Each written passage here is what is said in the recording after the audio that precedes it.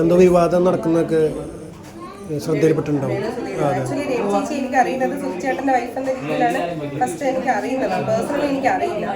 ഓട്ടോർ may be പുള്ളിക്കാരി ചേട്ടൻ മരിച്ചതിന് ശേഷമാണെങ്കിൽ അവർ ജീവിക്കുന്നില്ലേ, അവർ ജീവിച്ചോട്ടെ. കാരണം നമ്മൾ എന്തിനാണ് ആവശ്യമില്ലാതെ, എനിക്ക് തോന്നുന്നു ഈ മീഡിയാസ് അല്ലേ പുള്ളിക്കാരിയുടെ പിന്നാലെ പോകുന്നത്. നിങ്ങൾ എന്തിനാണ് പുള്ളിക്കാരിയുടെ പിന്നാലെ പോകുന്നത്? അവരെ ജീവിക്കാൻ വിടൂ. അത് ശരിയാ. ഇപ്പം മീഡിയ വരുമ്പോഴാണ്, ഇപ്പൊ നമ്മളാണെങ്കിൽ പോലും നമ്മളൊരു ഇനാഗുറേഷൻ ചെയ്യണമെങ്കിൽ പോലും നിങ്ങൾ വരുന്നത് മീഡിയയിൽ വരുന്നത് കൊണ്ടാണ് 10 പേര് അറിയുന്നത്. ഇത് ഞാൻ റെസ്പെക്ട് ചെയ്യുന്നുണ്ട്. ഞാൻ സീരിയസ്ലി നിങ്ങൾ വന്ന്, പക്ഷെ ചില ആൾക്കാർ അതിന് മിസ്യൂസ് ചെയ്യുന്ന ആൾക്കാരുണ്ട്. മനസ്സിലായോ? ഇപ്പൊ നല്ല രീതിയിൽ ഇപ്പൊ നിങ്ങളൊരു വീഡിയോ എടുത്ത് നല്ല രീതിയിൽ പോസ്റ്റ് ചെയ്താൽ നിങ്ങൾക്കും നല്ലതാണ്, എനിക്കും നല്ലതാണ്. പക്ഷെ അത് മോശമായ രീതിയിൽ വരുമ്പോൾ ഈ മീഡിയയിൽ നിൽക്കുന്ന നിങ്ങളടക്കമുള്ള എല്ലാവർക്കും അത് ചീത്തപ്പേരാ. മനസ്സിലായോ? അപ്പം പുള്ളിക്കാരിയുടെ ഹസ്ബൻഡ് മരിച്ചു. ഇപ്പൊ എൻ്റെ അച്ഛൻ, ഞാൻ ചെറുപ്പത്തിൽ മരിക്കുന്നതാണ്. അതിനുശേഷം എൻ്റെ അമ്മയ്ക്ക് അറിയുന്ന ജോലി ചെയ്താണ് എൻ്റെ അമ്മ എന്നെ വളർത്തിയത്. പുള്ളിക്കാരിക്ക് എന്താണോ അറിയുന്നത് പുള്ളിക്കാരി ചെയ്ത് ജീവിക്കട്ടെ.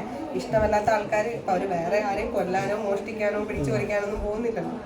നമ്മുടെ സമൂഹത്തിൽ ഇതേപോലെ റീൽസ് ചെയ്യുന്ന വേറെ ആൾക്കാരുണ്ട്. അപ്പൊ ഈ സമൂഹം എപ്പോഴും 2 രീതിയിലാണ് പല എനിക്കത് ഫീൽ ചെയ്തിട്ടുള്ള ഒരു കാര്യമാണ്. ഞാൻ ആദ്യമായിട്ടാണ് ഈ ഒരു കാര്യം പറഞ്ഞത്. കാരണം ഒരു വിഭാഗം ആൾക്കാർ ചെയ്യുമ്പോഴത്തേക്ക് അതിനെ കൈയടിക്കുകയും അതേ സെയിം കാര്യം വേറെ കുറച്ച് ആൾക്കാർ ചെയ്യുമ്പോൾ വിമർശിക്കുകയും ചെയ്യും.